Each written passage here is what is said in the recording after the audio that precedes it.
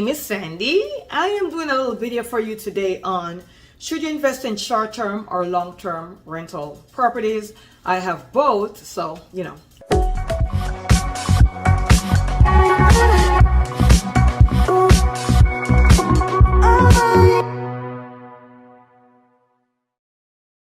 I could tell you a little thing or two.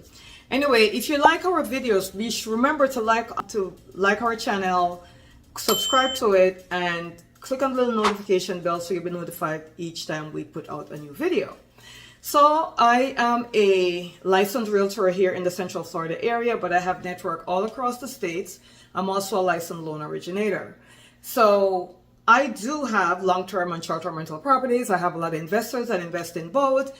I get asked this question all the time. Should I do short-term? Should I do long-term? There's no yes or no. There's no right or wrong. It all depends upon your investment level, what risk you're willing to take. So let's dive into it. Okay, so let's start with short-term. On a short-term rental property, more than likely you're going to have a higher yield of investment because you're going to be able to rent it out for more, right? You're going to be able to do nightly, weekly, even monthly short-term rental payments are typically higher than long-term rental payments. You'll have a higher rate of return. You'll have a higher cap rate. You'll have more control over pricing strategy. So that means you don't rent the home out for $1,000 a month and you only get $1,000 each month. For short-term rental, because the pricing fluctuates based upon demand and based upon holidays or whatever is going on in your community, the short-term rental price are going to go up and down, and you're going to be able to net more each month. At least you should. Now, the disadvantage is there could be legal issues, meaning you have to make sure the property is zoned for short-term rental. You got to make sure if it's in an HOA, the HOA approves it. Make sure the municipality you're in or the legal ordinances that you're in approve short-term rental. That's super duper important.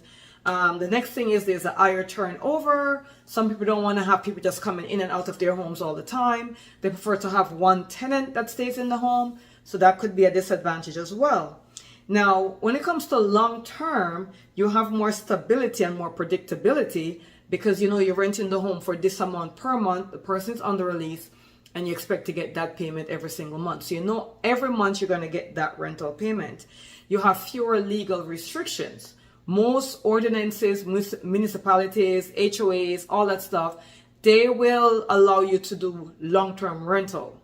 Now, some communities might say you have to live in the home for at least a year before you could rent it long-term.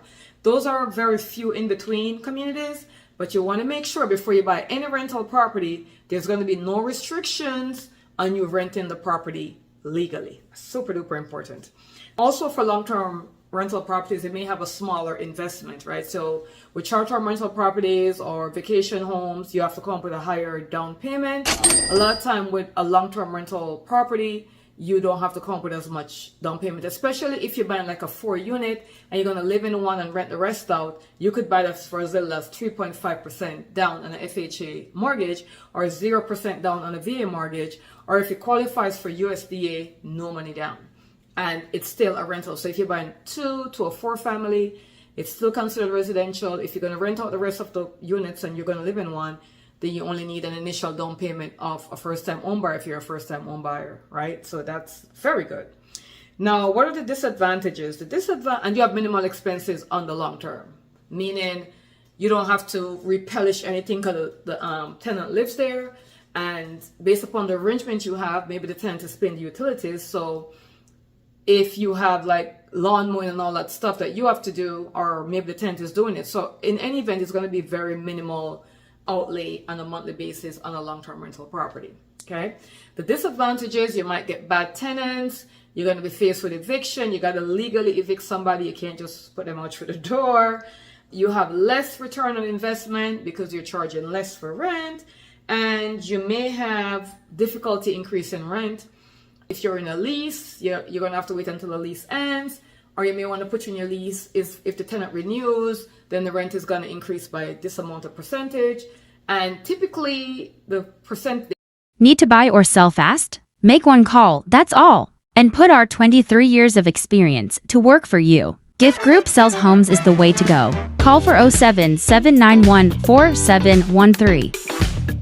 The increases are very nominal, right? So normally 5% on the long term rental as opposed to a short-term.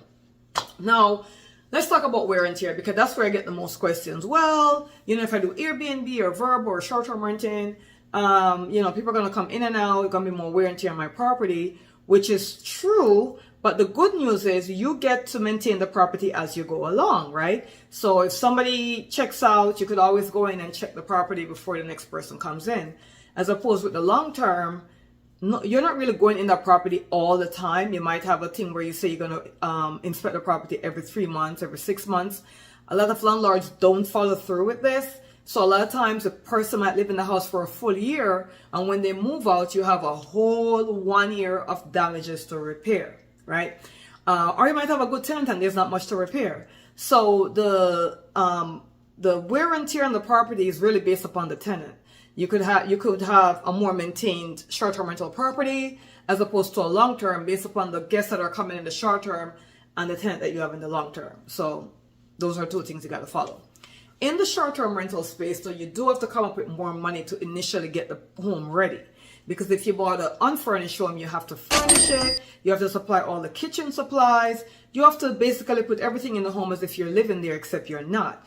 And on top of that, you have to come up with more down payment. So the initial investment may be higher. Maybe you're able to buy a home that's already furnished on a short-term rental platform, in the short-term rental space. But then maybe you might need to go in and change out a few things. You got to think about sheets and towels. Sometimes guests soil towels a lot, so you got to replace those. Things are more likely to be broken in the short-term rental space than the long-term rental space. A glass is broken, the wine glass gets broken, they clog the toilet. Clogged toilets are both long-term and short-term, but more than likely in the short-term. So things can happen as well.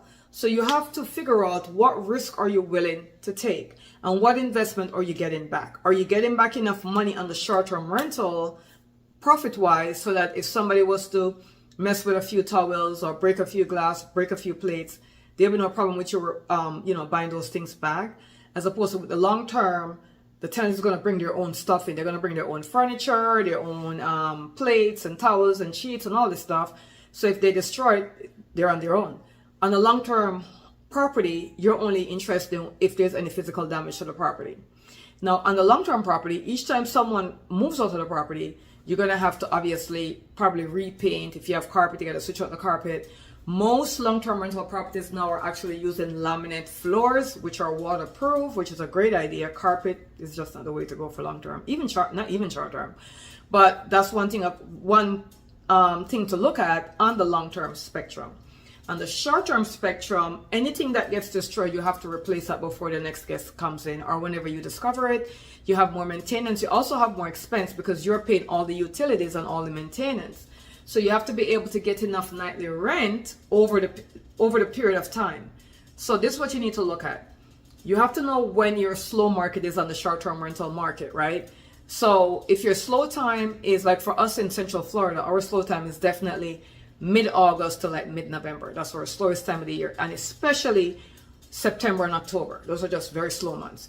So you may have to lower rates for those months. Now, if you lower rates for those months, are you going to gain enough money in November through mid-August of the following year to cushion you and to have you have some money in your pocket so that if you have to weather out the slower months or if you have to charge lower rates for the slower months, you could still get by, right? Maybe you have to charge lower rates for the slower months, but the bigger months make up for it. Or maybe even though you're charging lower rates for the slow months, you're still able to break even. So you're still able to take care of your loan expense and the maintenance of the property as well. Or some people just lock the property up during slow periods, so they won't rent it for September and October because they figure they're going to get lower rates and they don't want the low rate clients there or guests there. They may not rent it for that time. That's something to look into. Whereas with the long term, you don't have to do all that logistics at all. You just get a tenant, you put them in there, hopefully you vet them well, and hopefully they'll be a good tenant. That will be the difference between the short and long term. Short term is going to be more riskier, obviously. Long term is more predictable. So based upon your investment strategy or the kind of risk you want to take, then it would determine which one you would do. But either way, either one, if structured correctly, can give you a lot of income and also build equity over a period of time. I hope that helps. If you have any questions or any other comments you want to make, be sure to comment down there. Our number should be somewhere on the screen, either above or below, if you want to call us or send us a text or set up a Zoom meeting to go more into this video, or even into exploring the probability of investing in a long-term property versus a short-term property. Thank you so much for watching, guys. I'll see you on the next video. Need to buy or sell fast? Make one call, that's all. And put our 23 years of experience to work for you. Gift Group Sells Homes is the way to go. Call for 07 791 4713.